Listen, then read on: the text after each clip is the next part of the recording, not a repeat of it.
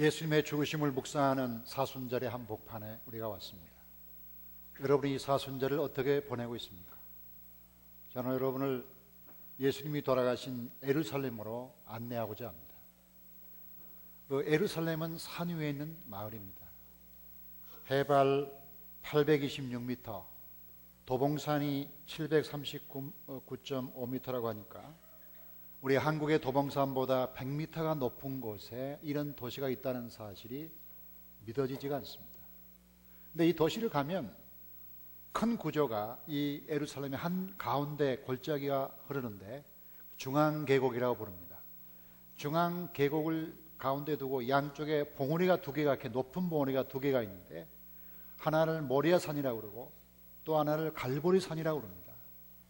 그 모리아산은 이삭을 바쳤던 산인데 그 모리아산에 지금 가면 솔로몬 시대에 세웠던 성전이 남아있고 그 성전 자리에 지금 아랍 사원이 서 있습니다. 지금 보이는 저것은 아랍 사원인데 그 자리에 과거에 솔로몬 성전이 있었고 그게 모리아산입니다.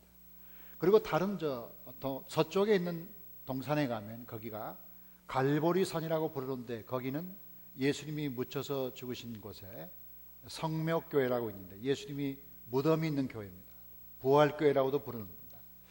이 두 개의 장소가 서로 마주보고 있다는 게 참 중요해요. 제가 한번 성묘교회 옥상에 올라가서 예루살렘 도시를 한번 봤더니 이 저쪽에 멀리 보이는 그 모리아산과 내가 서 있는 갈보리산이 서로 이렇게 정면으로 마주보고 있는 거예요. 가운데 골짜기가 흐르고. 그러니까 예루살렘은 독수리 모양입니다. 독수리가 날개를 치는 것 같아요. 이 독수리가 좀 높고 양쪽에 가운데가 들어가는 이런 형태의 모습을 가지고 있습니다. 그런데 이 두 개의 산에서 역사적으로 가장 중요한 사건이 일어납니다. 이 모리아산은 구약에서 아브라함이 이삭을 하나님께 바쳤던 것이고 갈보리산은 하나님이 그의 아들 예수님을 십자가에 바친 사건입니다. 하나는 이삭이 죽고 또 하나는 예수님이 죽은 이 두 개의 희생사건, 구약과 신약 이 두 개를 절묘하게 배치해서 가운데 골짜기를 통해서 만든 도시. 사람이 만든 게 아니라 그렇게 자연적으로 만들어진 그런 모습을 볼 수가 있었습니다. 저는 거기 있으면서 왜 모리아산과 갈보리산이 마주보고 있을까? 구약의 이삭의 사건이 신약의 예수님과 무슨 관련이 있는가 하는 질문을 여러분께 드리면서 오늘 말씀을 시작하고자 합니다. 오늘 말씀은 바로 창세기 22장 그 유명한 아브라함이 이삭을 바친 사건입니다. 아브라함이 100세의 아들을 얻었죠. 하나님이 어느 날 아브라함에게 아들을 바쳐라 그래서 아들을 바치는 사건입니다. 1절을 보겠습니다. 그 일 후에 하나님이 아브라함을 시험하시려고 그를 부르시되 아브라함아 하시니 그가 이르되 내가 여기 있나이다. 여기 하나님의 아브라함을 시험했다고 하는데 이 시험했단 말이 우리를 시험 들게 합니다. 왜냐하면 보통 시험하면 마귀가 시험하는 거죠. 사단이 우리를 시험한다고 생각하는데 하나님이 사람을 시험했다. 하나님이 아브라함을 시험했다. 왜 그럴까? 그게 하나님이 선하시다는 뜻일까? 하는 생각을 하는데 문제는 구약에서 이 시험이란 단어가 쓰는 용법이 달랐다는 거예요. 두 개의 단어가 있는데 하나는 카레브란 단어, 같은 시험이란 단어도 카레브라고 쓸 때 이것은 유혹한다는 뜻인데 이건 마귀가 시험할 때 이 단어를 써요. 그래서 하와를 시험했거나 예수님을 광야로 몰고 갔거나 하는 그런 시험을 말할 때는 카레브, 이건 시험한다는 말이고. 그런데 니사란 단어가 이 단어는 하나님이 인간을 시험할 때 하나님이 인간을 시험하는데 이 경우는 훈련한다는 뜻으로 하나님이 인간을 시험한다는 겁니다. 하나님이 인간을 시험할 수 있습니다. 성경에 몇 번 나옵니다. 여러 번 나오는데 그럼 하나님이 왜 인간을 시험할까요? 크게 두 가지 이유 같아요. 하나는 우리 사람 속에 은혜가 있는지 죄가 있는지를 보려고 하나님이 시험할 때가 많습니다. 과연 우리 속에 뭐가 있냐? 하나님이 좀 보고 싶은 거예요. 우리는 평소에 매우 은혜 속에 산다고 생각하고 말씀대로 살지만 사실은 우리 속에 얼마나 많은 죄가 있고 얼마나 많은 쭉정이가 있는지 몰라요. 그럼 시험이 올 때는 이게 다 속에 있는 게 드러나는 거예요. 시험이 오면 다 속에 있는 게 드러나서 자기 속에 있는 죄악성, 자기 속에 있는 연약성 이게 다 드러나는 거예요. 그래서 이 연약성을 보게 하려고 자기를 깨뜨리시는 과정, 이게 하나님 주신 시험이라는 겁니다.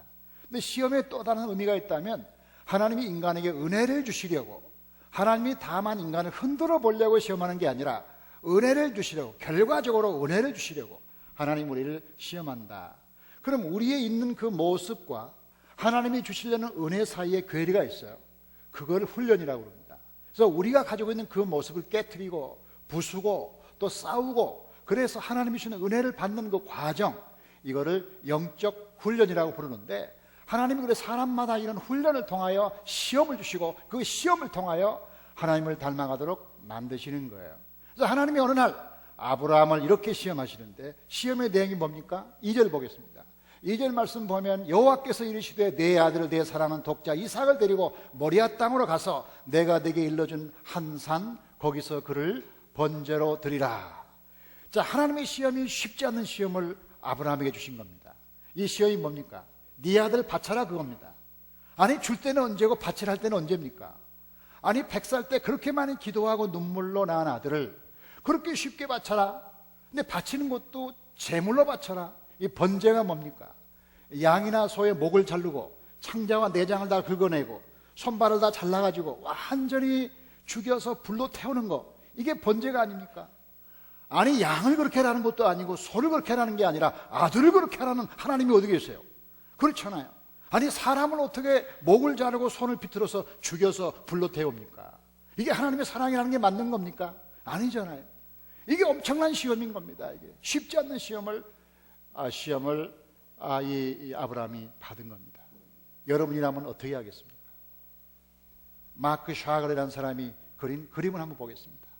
이건 유명한 프랑스의 화가 샤갈이 그린 그림인데, 번제 장소로 가는 아브라함과 이삭, 이런 제목으로 그림을 그렸는데, 자, 이 그림을 한번 자세히 보면 이 아브라함과 아들이 모리아 산으로 올라가는 장면을 그림으로 그렸습니다. 아브라함이 불과 칼을 가지고 올라가고, 지금 이삭은 번제할 장작을 아마 허리에 이고 지금 올라갑니다. 그런데 이 그림을 자세히 보면 두 사람의 얼굴을 좀 봐주시면 좋겠어요. 먼저 이삭의 얼굴을 보시죠. 이삭의 얼굴을 보면 왠지 모르게 슬픈 기록이 별로 없습니다. 지금 자기가 죽으러 가는데 얼굴이 별로 슬픈 기색이 없어요. 자세히 보면 웃고 있는 것 같아요. 뭔가 좀 기대하는 마음도 있는 것 같아요. 아니, 이럴 수가 하고 생각하다가, 이삭이 자기가 죽는 걸 모르는구나, 아직까지 모르고 있구나, 자기 죽는 걸 모르고 지금 아버지와 함께 길을 가는구나 하는 것을 알 수가 있습니다. 그런데 이 아브라함의 얼굴을 좀 보세요. 이 아브라함의 얼굴을 보면 완전히 눈을 감았는데 자연스럽게 감은 것 같지 않고 완전히 아무것도 생각하고 싶지 않다는 식으로 그냥 눈을 꼭 감고 가지 않습니까? 그리고 얼굴이 얼마나 창백합니까? 창백한 얼굴로 눈을 감으면서 무엇인가 골똘하게 생각하며 고민하는 모습으로 아브라함이 지금 길을 가고 있습니다. 자, 이 두 모습을 통해서 이삭과 아브라함의 마음의 모습을 볼 수가 있습니다. 저는 이 그림을 통해서 특별히 그 아브라함의 마음을 이해할 수 있었어요. 그 아버지 마음을 이해할 수 있었어요. 이 아버지가 얼마나 마음이 괴로웠으면 눈을 꼭 감고 아무것도 생각하지 하고 싶지 않다는 식으로 그렇게 길을 걸어갈까 하는 생각을 하게 됐어요. 올해 초에 1월 달에 2년 전에 안산 동산고 단원고 2학년 학생이 박성호라는 학생이 세월호에서 죽었는데, 이 학생이 2년 전에 쓴 글을 그 부모에게 배달했어요. 2년 전에 애가 성당을 다녔는데 성당 다니면서 친구들과 함께 자기의 미래를 쓴 그런 글이 있는데, 그 쓴 글을 2년이 지난 다음에 아버지에게 배달했다는 거예요. 그 박성호라는 애가 2년 전에 이런 글을 썼어요. 2년 뒤 나에게 안녕, 2년 뒤에 있을 너에게 편지를 쓰자니 막막하기도 하고 어떻게 써야 할지 잘 모르겠지만 정성을 다해 쓰는 거니까 이해 좀. 2년 뒤에 나는 열심히 공부해서 신학교에 지원해 이제 막 결과가 나왔을 수도 있고, 아니면 중간에 생각이 바뀌어서 다른 직업을 찾아 다른 대학에 지원했을 수도 있겠고, 이것도 아니면 공부를 열심히 하지 않아서 재수를 준비 중이거나 편입을 하려고 마음을 먹었을지도 모르지만 지금까지 노력한 모습에 좌절하지 않고 힘들어하지 않고 부모님, 가족, 하나님을 원망하지 않았으면 좋겠어. 하나님께서 하시는 일에는 이유가 있다는 것을 너도 잘 알고 있을 테니까 2년 뒤 나는 거기에서 또 앞으로 가야 할 길을 걸으면서 엄청난 노력을 생각하며 만반의 준비를 하고 있겠지. 어떻게 보면 두렵기도 하고 신나기도 하겠지만 엄마나 다른 모든 사람들에게서 들은 이야기를 기억하면서 너의 삶의 길이 될 수 있도록 기도하고 감사해야 하는 것들도 잊지 말고, 너는 어떤 길을 가든지 너의 길에 하나님이 함께 계시다는 것을 기억하고 기도하면서 앞으로 너의 미래를 생각하기를 바랍니다. 그럼 너가 가는 길에 항상 하나님의 축복이 따르기를 기도합니다. 2년 전에 있을 박성호가 2년 전에 있는 박성호에게, 자, 이 박성호는 자기의 미래를 알지 못하는 거죠. 2년 후에 자기의 모습, 자기 자신에게 편지를 보냈는데 아마 신부가 되려고 신학교를 가려고 준비했던 아이로서 믿음이 많았죠. 이 아이가 얼마 있다 있을지 모를 자기의 비극을 알지 못한 채 어떤 경우에도 하나님이 하신 일이다 이렇게 생각을 하고 말을 했다는 거예요. 중요한 건 제가 그 편지를 읽는 순간, 와, 이 편지를 지금 아버지가 봐야 되나 이거? 이 편지를 주는 게 맞나 안 주는 게 맞나? 혹시 죽은 아들이 그래도 아들이니까 편지를 받는 것이 좋은 것이냐, 아니면 이 편지를 안 받는 게 좋은 거냐, 정말 고민이 되는 그런 마음 아픈 일을 경험하게 되었습니다. 여러분이라면 어떻게 하겠어요? 쉽지 않는 편지를 그 부모가 받은 거죠. 부모의 마음 얼마나 아팠을까? 이 아픈 마음, 이 아브라함의 마음, 내가 함께 가는 이 아들을 이 칼로 죽여야 된다는 이 마음, 이 마음이 하나님 마음이 아닐까요? 예수님이 마태복음 27장에서 십자가를 지시고 엘리 엘리 라마 사박다니, 나의 하나님 나의 하나님 어찌하여 나를 버리십니까? 울부짖을 때 하나님은 아무런 침묵으로 대변하셨죠. 하나님은 아무 말도 하지 않으셨죠. 제가 아주 어릴 때는 왜 하나님이 이 순간에 말씀하지 않느냐, 하나님은 어디 계시는가 하는 생각했지만 나이가 들어보고 아이를 키워보니까 그때 하나님은 너무너무 괴롭고 힘들어서 차마 말씀을 못 하신 게 아닌가 하는 생각을 하게 됐어요. 아버지의 마음, 이게 얼마나 마음이 아플까? 자기 아들을 바치는 하나님의 마음이 아닌가 하는 생각을 하게 됐어요. 여러분, 유대인 가운데 아주 훌륭한 사람이 하나 있는데, 이 사람이 누군가 하면 엘리 비젤이라고, 엘리 비젤이라는 사람은 1968년에 노벨 평화상을 받은 사람인데, 이 사람이 유대인으로서 동굴아파에 태어났어요. 그리고서 나치에 붙잡혀가지고 그의 부모가 다 죽고 친척이 다 몰살 죽음을 당해요. 간신히 혼자 살아남아서 소설을 쓰기 시작했는데, 이 사람이 쓴 자전적 소설이 밤이라는 소설이죠. 이 소설에서 한 얘기를 하고 있는데, 그 유대인 포롱소에서 한 소년이 도망가려다가 붙잡혔어요. 탈출하다가 붙잡혔어요. 붙잡히니까 나치가 많은 유대인들을 모아놓고 교수대를 만들어 놓고 다른 2사람의 성인 유대인과 함께 3사람을 교수대에 처형하게 되었어요. 2명은 이 밧줄을 거는 순간 금방 죽었고, 이 소년은 밧줄을 걸어서 발판을 떨어뜨렸는데 이 사람, 얘가 죽지를 않는 거야. 왜 30분 동안 바등바등 대면서 눈이 뒤집히고 그러면서 생과 사를 오르락가락 할 때 그 유대인들이 볼 때 너무너무 속상하고 마음이 아프니까 막 하나님께 기도한 겁니다. 하나님, 지금 하나님 어디 계십니까? 자기의 백성이 지금 죽어가는데 왜 하나님은 침묵하십니까? 하나님 도와주세요 하고 기도했는데, 거기 있던 랍비에게 하나님이 음성을 들려주신 거죠. 나도 지금 교수대에 죽기 위해 소년과 함께 있다. 나도 소년과 함께 죽기 위해 교수대에 함께 있다. 이런 말씀을 랍비에게 들려줬다는 거예요. 그 소설의 한 장면입니다. 자, 우리가 가끔 그런 질문을 합니다. 예수님이 십자가 지실 때 하나님은 어디 계시는가? 내가 고통당할 때 하나님은 어디 계시는가? 내가 정말 치욕스러운 고통과 고난 속에 있을 때 하나님은 왜 나에게 침묵하십니까? 확실히 말씀드릴 수 있는 것은 하나님이 여러분과 함께 고통을 당하기 위하여 여러분과 함께 계십니다. 아멘. 예수님과 고통을 당하기 위하여 십자가에 계시고, 메르스와 세월호 그 사건 속에 고통당하는 사람 속에 함께 계시고, 그리고 주님은 우리와 함께 계시고, 하나님의 아픈 마음, 이게 우리가 사순절이 기억할 첫 번째 마음이죠. 자, 그래서 아브라함과 이삭이 드디어 이제 모리아 산을 향해서 올라갔습니다. 아브라함이 장작을 벌려놓고 제사를 지내려고 하는데 이삭이 묻습니다. 아버지, 아니 불과 장작이 있는데 번제할 어린 양은 어디 있습니까? 양이 있어야 바칠 거 아니겠습니까? 양은 어디 있어요? 그렇게 물을 때 아버지는 얼마나 마음이 아팠을까요? 그때 아마 이삭은 알았을 것입니다. 아버지의 떨리는 손을 보면서, 아버지의 오래된 침묵을 보면서, 아버지의 굳어있는 얼굴을 보면서, 내가 죽나? 나를 죽이나? 내가 어린 양인가? 하는 생각을 그때 했을지 모르겠습니다. 그 처절한 장면, 그 아름다운 장면 여러분 기억합니까? 여러분, 그런데 우리가 보통 이 장면을 생각할 때 한국교회 성도들이 가끔 오해하는 것이 하나 있는 건, 그건 뭐냐면, 이삭이 그때 나이가 매우 어려서 아버지가 붙잡기 때문에 도망갈 힘도 없고 꼼짝없이 죽었구나.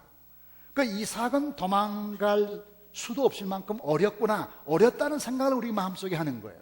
근데 그렇게 생각하게끔 하는 것이 5절의 말씀 보면 이렇게 되어 있죠. 5절 말씀, 내가 이 아이와 함께 저기 가서 예배하고 우리가 너에게로 돌아오리라. 아브라함이 그 두 종에게 내가 이 아이와 함께 올라갔다 내려올 테니까 기다리라 하고 말할 때 아이란 말을 쓰고 있는 거죠.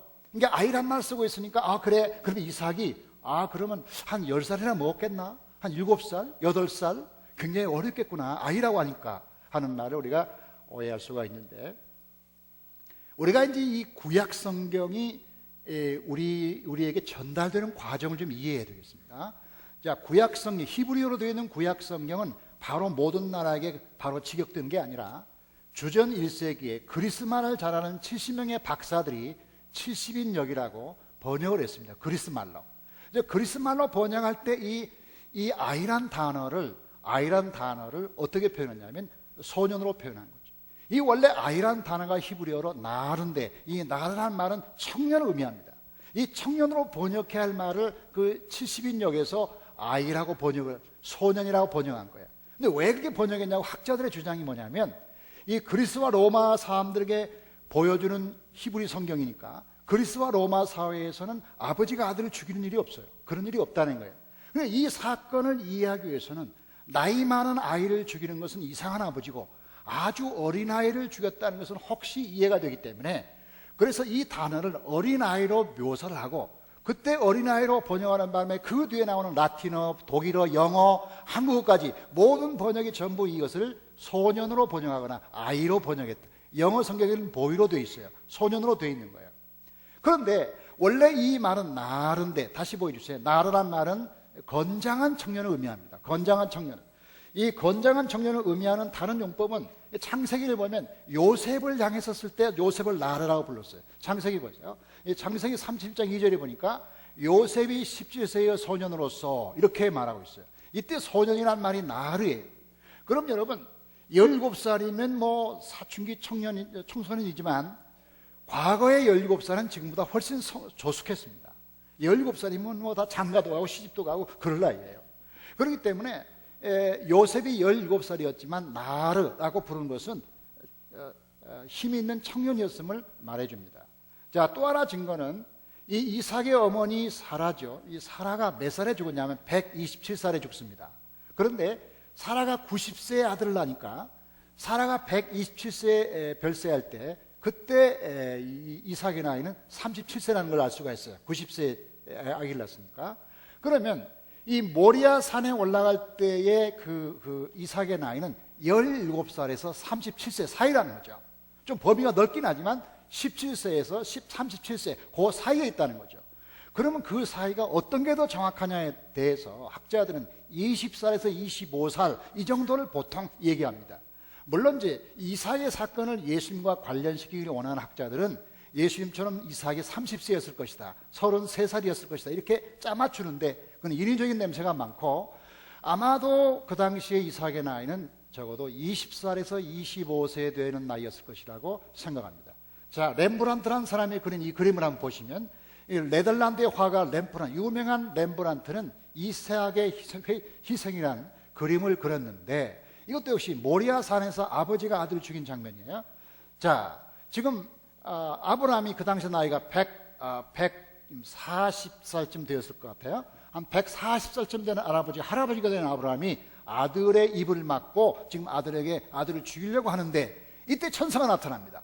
천사가 나타나서 오른손으로 아브라함의 손을 붙잡고 왼손을 높이 들면서 잠깐 중단해라, 죽이지 말아라 하고 천사가 제지를 하죠. 천사가 제지하면서 천사의 눈이 어디를 보느냐가 중요한데, 천사의 눈이 아브라함을 보는 게 아니라 지금 이삭을 보고 있습니다. 자세히 보면 이삭을 보는 눈이 얼마나 근심과 걱정이 많은지, 저게 바로 하나님의 마음이라는 걸 지금 이 화가는 말하려고 하는 거예요. 그래서 이삭의 생명을 소중히 여기시면서 막았어요. 이때 아브라함은 힘없이 칼을 떨어뜨리고서 어떤 면에서 안도의 숨을 쉬면서 좀 안도의 숨을 쉬는 저 모습. 그런데 지금 이삭의 모습을 보면 이삭이 아기가 아닙니다. 이삭이 아주 어린 아이가 아니에요. 물론 이것은 그림이지만 저 정도 되면 굉장히 건장한 청년임을 알 수가 있고, 지금 여러분이 보시다시피 저 그림으로 봐서도 벌떡 일어나서 아버지가 붙잡는 그 손 정도 뿌리치고 도망 나올 수 있는 얼마든지 가능성이 있다는 거예요. 그럼 문제는 뭐냐? 성경이 말하고 있거나 많은 사람이 상상력을 동원해서 말하고 있는 것을 종합한다면 이삭은 잡혀 죽은 게 아니라 스스로 죽었다는 걸 알 수가 있어요. 이삭은 아무 힘이 없이 아버지에게 붙잡혀 죽은 어린아이가 아니라 자기의 지성과 이성으로 판단해서 아버지의 믿음을 보고 내가 받쳐줘야 되겠구나 라고 생각하고 얼마든지 아버지를 제칠 수 있었지만 안 제치고 스스로 자기를 번제단에 바쳤다, 이렇게 말할 수 있습니다. 그럼 이게 예수님과 어떻게 되냐? 예수님의 죽음의 원인을 밝히는데 굉장히 중요한 구약적 사건이라는 거예요. 이게 뭐냐? 예수님이 붙잡혀 죽었느냐 아니면 스스로 죽었느냐에 대한 논란이 많지만 두 가지 다예요. 예수님은 역사적으로 붙잡혔어요. 가룟 유다에게 고발당하고 그 다음에 대제사장들에게 재판받고 빌라도에게 선고받아서 십자가를 졌어요. 그런 십자가를 안 지고 싶었어요. 할 수 있으면 이 잔을 나에게 멈춰주시옵소서 기도했어요. 그러나 그는 붙잡혔어요. 그게 한 면이에요. 그러나 만약에 예수님이 붙잡혀 죽기만 했다면 우리가 그를 믿어야 할 이유가 무엇이겠습니까? 왼편 강도도 붙잡혀 죽었고 오른편 강도도 붙잡혀 죽었어요. 역사가 요세푸스가 쓴 책을 보면 예수님 시대에 수많은 유대인들이 반란을 꾀다가 붙잡혀 죽어서 십자가에 처해졌어요. 만약에 우리가 붙잡혀 죽은 죄수를 믿을 정도의 신앙이라면 굳이 예수를 믿지 않아도 되는 거예요. 수많은 사람이 붙잡혀 죽은 거예요. 그럼 예수님의 죽음이 어땠길래 우리가 그분을 우리가 그리스도라고 메시아라고 고백하느냐? 제일 중요한 게 뭐예요? 스스로 죽었어요. 성경 볼까요? 요한복음 보겠습니다. 요한복음 10장 보면 선한 목자는 양들을 위하여 목숨을 버리거니와 17절 18절 보니까 이를 내게서 빼앗는 자가 있는 것이 아니라 내가 스스로 버리노라. 다 같이 스스로.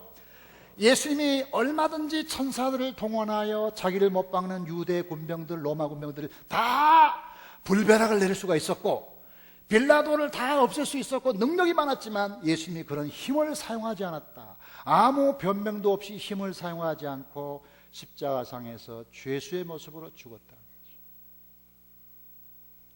이사야 성경 볼까요? 구약의 이사야를 말하기를 이는 그가 자기 영혼을 버려 사망에 이르게 하며 범죄자 중 하나로 헤아림을 받았습니다. 버렸다는 거죠. 에베소서의 말씀이 제일 좋아요. 에베소서의 말씀에 아주 종합적으로 기록했는데 같이 보겠어요. 시작. 그는 우리를 위하여 목숨을 버리사 향기로운 제물과 생축으로 하나님께 드리셨느니라. 두 단어가 중요한데 버리고 드리고 이것은 자원적 죽음을 의미하는 거예요. 억지로 죽었다는 게 아니에요. 억지로 죽었으면 버릴 필요가 없어요. 그는 자기 목숨을 버리시고 그 다음에 하나님께 자기를 드리셨느니라. 이건 자원적 죽음을 의미하는 거죠. 그리고 마지막에 로마서 8장에 보면 자기 아들을 아끼지 아니하시고 우리 모든 사람을 위하여 내어주신 이가, 이거 하나님의 입장에서 그 아들을 내어주신 것이 빼앗긴 게 아니라 내어주신 이가 어찌 그 아들과 함께 모든 것을 우리에게 주시지 아니하겠느냐. 이 모든 말씀을 종합하면 결국 예수님은 이삭처럼 힘이 있었고 도망갈 수 있었고 얼마든지 십자가형을 모면할 수 있었음에도 불구하고 그는 스스로 십자가를 진 거죠. 그는 죽으러 이 땅에 왔고 누가복음 보면 그는 예루살렘을 향하여 올라가기로 굳게 결심하셨고 겟세마네 동산에서 힘들어 두려워한 건 사실이지만 그러나 그 잔을 그는 받지 않은 것이 아니라 그 잔을 마셨고 그래 십자가를 향해서 나아간 거죠. 이게 예수님 모습이죠. 그렇기 때문에 예수님이 다른 죄수와 다른 거지, 잡혀 죽었다면 우리는 그분을 믿을 필요가 없다는 거죠. 그분은 스스로 저와 여러분을 위하여 스스로 자신을 버리신 것을 믿습니까? 이게 구속이고 이게 구원이고 이게 성경적 예수님의 죽음이라는 거죠. 이 사실을 우리가 믿지 않는다면 우리가 예수님을 제대로 믿는 게 아니라는 거죠. 그런데 아주 중요한 게 또 하나가 있는데 예수님 여기서 아브라함에게 하나님이 아브라함을 3번 불러요. 1절, 5절, 7절에서 아브라함아, 아브라함아, 아브라함아 3번 부르는데 그때마다 아브라함이 답변한 내용이 뭐냐면 주여 제가 여기 있나이다. 제가 여기 있습니다. 다 같이 제가. 여기 있습니다. 이 제가 여기 있다는 이 말은 힌네니, 히브리어로, 영어로 말하면 Here I am, 내가 여기 있습니다. 이 표현은 하나님이 인간을 부르실 때 인간의 정형적인 대답이에요. 모세를 부를 때 모세야 하고 부를 때 하나님 제가 여기 있습니다. 사무엘아 부를 때 제가 여기 있습니다. 혹은 기도하나 부를 때 제가 여기 있습니다. 하나님이 부르시는 거죠. 근데 이 부름이 왜 중요하냐면 우리가 이삭을 통해서 예수님을 볼 수 있고 아브라함을 통해서 하나님의 마음을 읽을 수 있어서 이 사건은 정말 십자가 사건을 보여준 사건이지만, 그러나 이 사실을 알았다는 게 중요한 게 아니라 너는 지금 무엇을 바치고 있느냐, 이런 질문을 하고 있는 거예요. 이 아브라함을 불렀던 하나님이, 모리아 산에서 아브라함하고 불렀던 그 하나님이 2000년이 지나고 3000년이 지난 지금 우리에게도 우리 이름을 부르면서 너는 나에게 무엇을 바치겠느냐 하고 묻고 있다는 것이죠. 우리가 성경을 읽으면서 항상 이런 관점에서 읽으면 좋겠어요. 자, 성경을 봅니다. 이삭의 사건을 통해서 우리가 이런 내용이구나 하는 사건을 이해하는 거죠. 그 이삭의 사건을 통해서 예수님과 관련하여 해석이 나올 필요가 있어요. 그렇죠?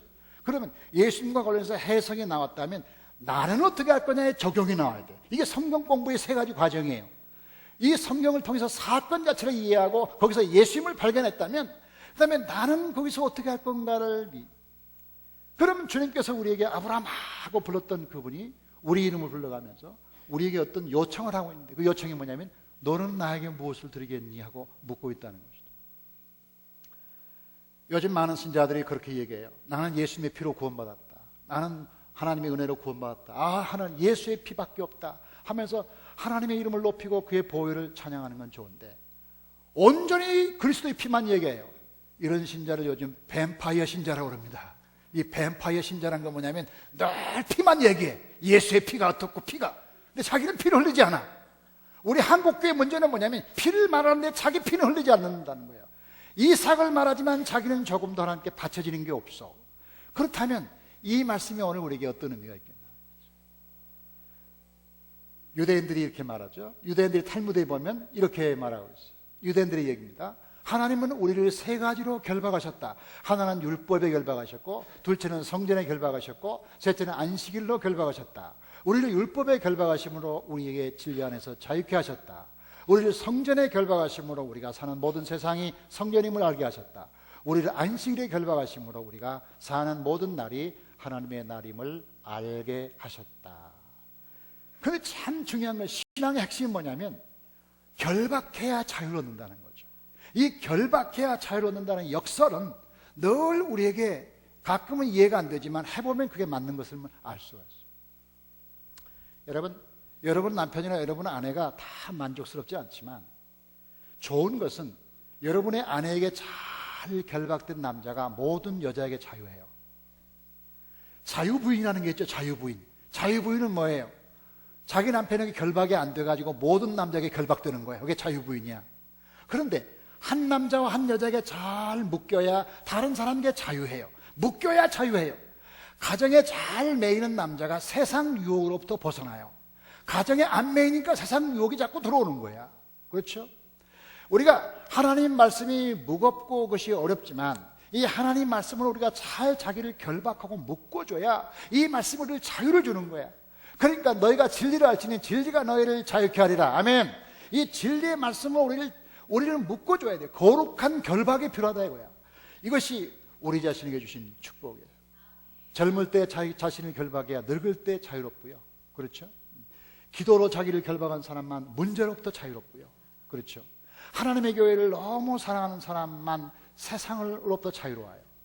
주일날 여러분이 교회 나와서 안식일을 지킬 때 주일의 자유를 경험하는 거죠. 주일날에 교회 오는 게 결박 같죠? 주일날에 교회 오는 게 여러분 묶는 거 아닙니까? 교회 안 나오면 얼마나 좋겠어요. 근데 교회 안 나가고 좀 돌아다녀 보니까 좋던가요? 그게 그 자유가 진정한 자유인가요? 아니잖아요. 주일날 교회 오는 게 조금 결박 같은데 그 결박으로 자기를 묶었더니 마음의 기쁨과 평안이 있잖아요. 결박해야 자유를 얻는 거예요. 결박해. 이삭이 아브라함에 의해서 결박되니까 드디어 자유를 얻고 예수님이 부활의 표상이 됐잖아요. 예수님이 십자가에 못 박으니까 부활의 영광이 있잖아요. 이게 신앙의 원리라니까요. 늘 죽어야 살고 결박돼야 자유를 얻는 거예요. 그래서 우리가 이 거룩한 사순절에 이삭을 통하여 예수님을 통하여 우리가 주님께 잘 묶임받게 하여 주시옵시고 그로부터 진정한 자유를 얻게 하여 주시옵소서. 우리를 말씀으로 결박하여 주시옵소서. 그러면 우리가 죄로부터 자유를 얻겠나이다. 우리를 교회와 결박되게 하여 주시옵소서. 세상으로부터 우리가 자유를 얻게 하여 주옵소서.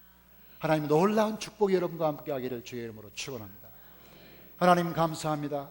거룩한 주일날 우리가 주님께 나와 예배하며 하나님의 은혜를 받게 하시니 감사를 드립니다.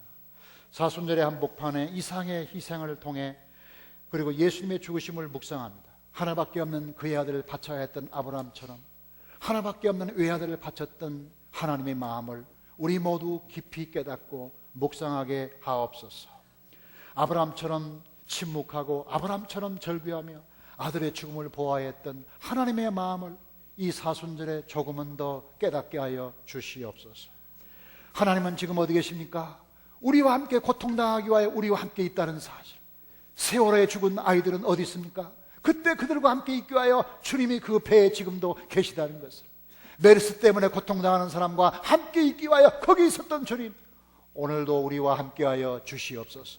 하나님, 우리가 하나님을 향해서 억지로 헌신하지 말게 하시고 자원하는 마음으로 기쁘게 우리 몸을 드리게 하여 주시옵소서.